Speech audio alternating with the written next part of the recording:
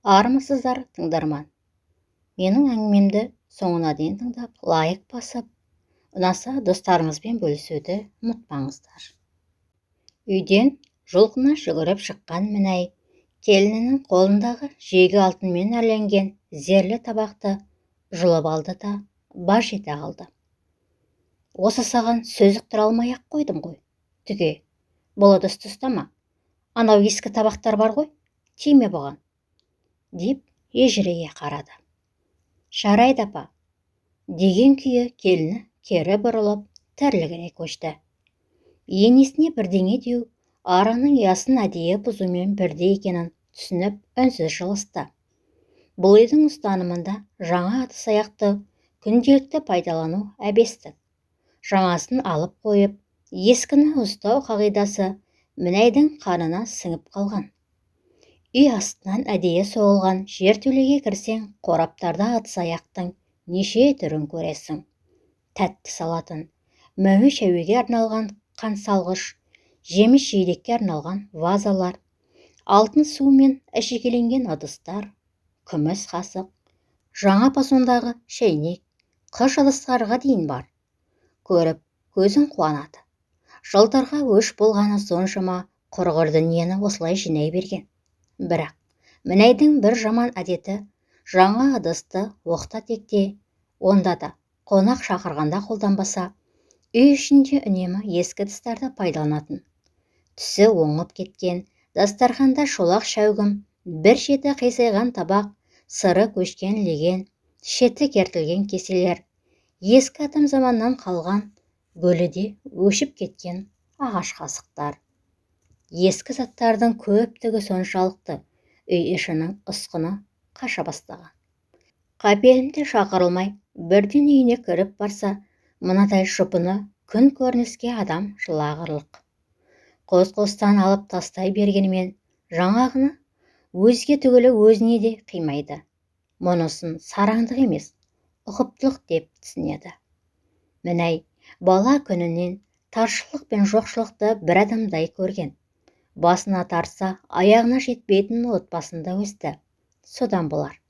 Тірнектеп тапқан дүниесін тықпалап, жанынан да артық көреді.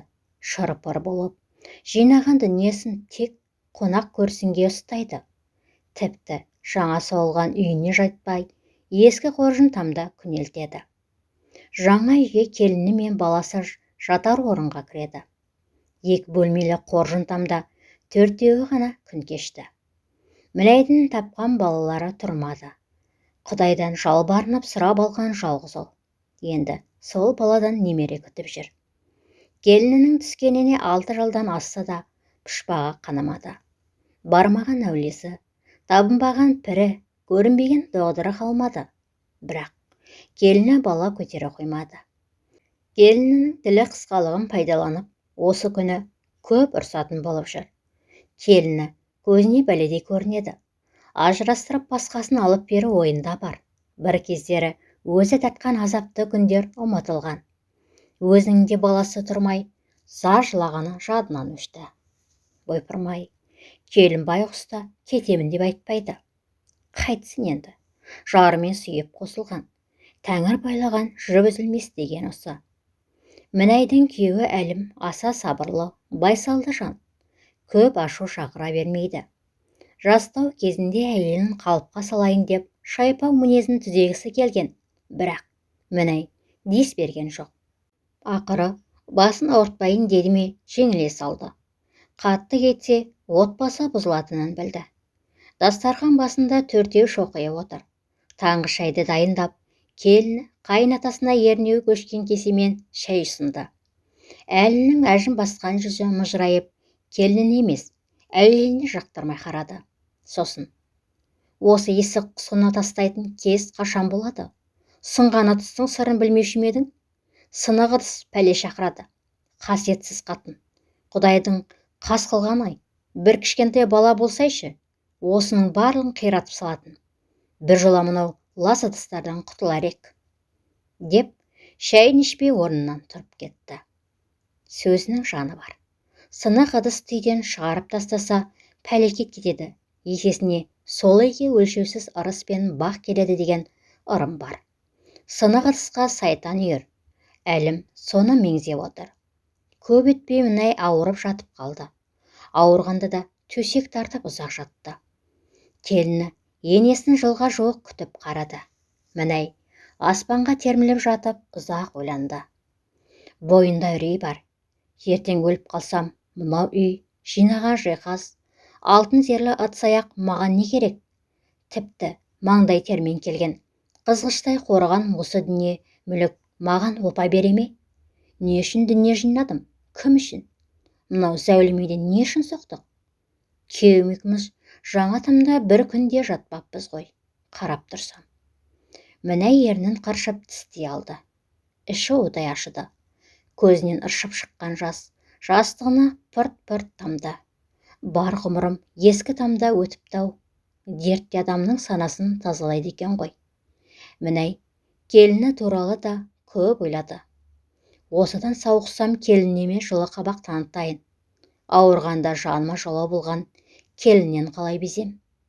Япырмай, мені де ене дейді-ау. Мен де жақсылық жасамадым келінге. Осылай ойланып жатқанда тамақтың иісін бұрқыратып, есіктен кіріп келген келіні ойын бұзып жіберді. Келіні пісіріп әкелген сорпасын өз қолымен енесінің аузына тосып, шала бөлініп, апа-апалап отыр.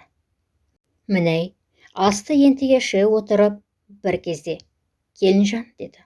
Ау апа, не қалайсыз? Сен былай жаса, барлық ескі құсқыны шығарып таста, сынық ыдыс қалмасын үйде. Айтпақшы, мені ана үйге көшіріңдер. Ескі тамның есігін жауып қоя салыңдар. Енді жаңа тамда отырамыз. Анау жаңа ыдыстарды сөреден шығар. Дастарханды шайнатып қой. Кім келсе де жаңа тамға келсін. Мінай үзілді кесілді осындай тұжырымға келді. Ауырғанымның қайыры осы болсын деп ойлады. Жарайды апа, басқа ештеңе керек емес пе? Мінай басын шайқады. Келіні таң қалса да, онысын сездірмеді. Апасының жинаған дүниелерін үйге келіп, жуып шайып дастарханға ерекше көңіл күймен қоя бастады. Енесін де көшірді. Ескі үй мен жаңа тамның арасында шапқылап, біраз уақыт жүрді. Іште енесінің беті бері қарағанына қуанып, жағасына түкіріп қойды.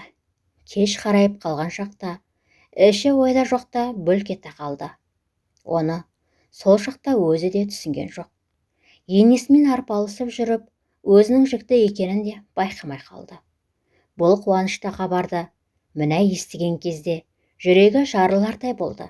Иегі дір-дір етіп, бақ осылай келеді екен ғой. Я жаратқан, тәубе, деді.